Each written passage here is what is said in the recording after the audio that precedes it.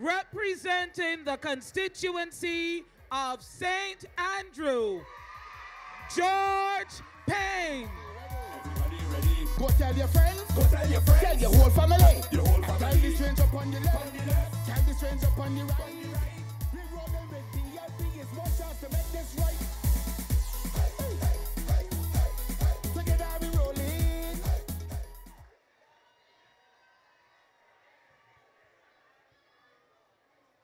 Good evening, ladies and gentlemen.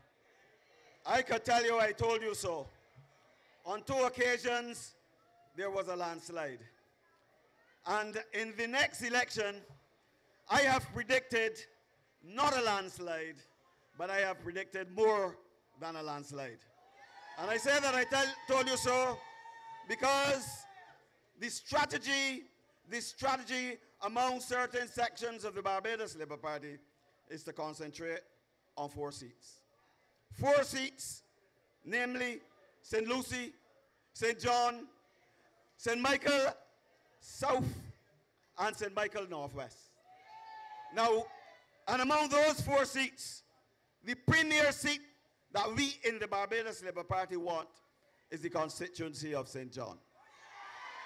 And if we take the constituency of St. John, what will happen? What will happen if we take the constituency of St. John? And this is a very serious election. We, as one of the other candidates have said, we are fighting for the soul of this nation. We are fighting for our children and our children's children. Barbados has descended to a level never witnessed before. And you know, I have recently been reflecting on an experience that I had as a little boy. And some of you, those in the Orange Hill, St. Andrew area would know it very well. I was about 10 years old at the time. And we had a little group, a group of 15 little boys that wanted to buy a cricket ball to play cricket on weekends. And every week, we would put together our little savings.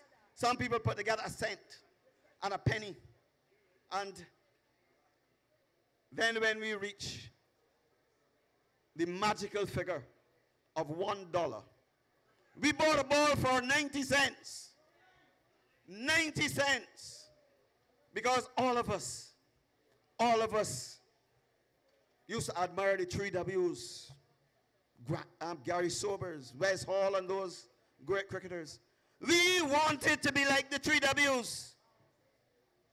But we didn't have the means to play cricket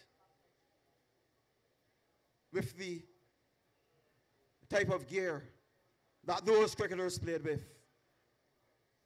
But many of you would have heard about the rubber strand ball. And then this ball that bounced. And you know, the first day that we played cricket with that ball, 3 vagabonds from the district took that ball up and cut it into pieces. And that was the end of our dream. And we cried. You can imagine your son, 15 little boys on the corner crying because 3 vagabonds took up our ball. And you know, I was the secretary of the club at the time. And all of a sudden, it occurred to me, I said, let us put those guys in court. But I said, let us put them in court, not knowing exactly how to do it. And I remember one of the guys, a guy by the name of Victor Wellington, says, listen, I am going to buy the envelope and the stamp. You are the man. At that time, I was just about to go into common mayor. You are the man who are the secretary of the club. Let us put them in court. Let us write a letter to the whole town police station. And we did that. And you know, in a flash, on the Wednesday of the next week, when it was about to go into common mayor, 3 policemen came to stop me And when they asked me if you're George, we are looking for George Payne. You know George Payne? And I started, I don't know why the police, I forgot that we had written the police station. And you know, he says, no, we are looking for the George Payne. He's supposed to have written a letter to the police. I said, well, that is me. He wanted to know the members of the club. He wanted to know what I did with the pieces of the ball. I had them in a drawer. Everything he asked for, the subscriptions we paid, I had them neatly in a drawer.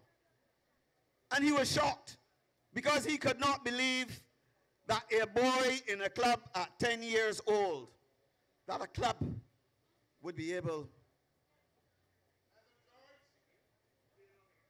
to think that far. But you see, those three boys had destroyed our vision. And you know, that story came back to me when I realized what this Democratic Labour Party administration has done to this country, what they have done to the vision that we had for this country. And you see, when I became Minister of Housing, I had this vision for housing for all Barbadians. But I started with my constituency in Apes Hill, in Waterhall, in Dingtown. And you know, I know my constituent, a lady by the name of Lisa, and then Daphne.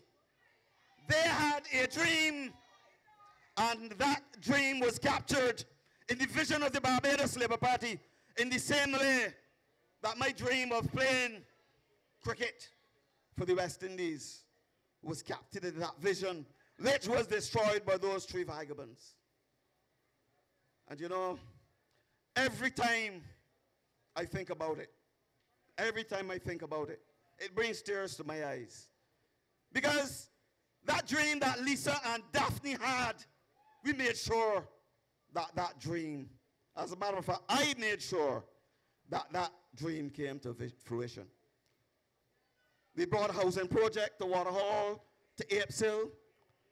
And that was not all. We made sure that Lisa and Daphne got a job, National Housing Corporation, Ministry, Urban Development Commission. We made sure that we introduced 100% mortgage so that they would get a mortgage and that they would be able to realize that dream. Because all Lisa wanted, she said, Mr. Payne, I went to school, I was a good student, I was a little hard ass, but all I want is a job. I want a job. And she got a job. She got a house. She got a mortgage. And then after 19 years working in the National, at the Transport Board, the Democratic Labour Party cut her ball up.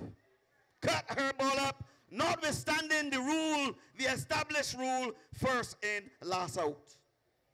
And Lisa Marshall's dream was evaporated in the same way that our dream as little boys was evaporated by those three vagabonds. And this is why that I have a passion for this election. This administration must go, even if it means that we take all 30 seats. And I like what I'm hearing from the candidates tonight. The passion.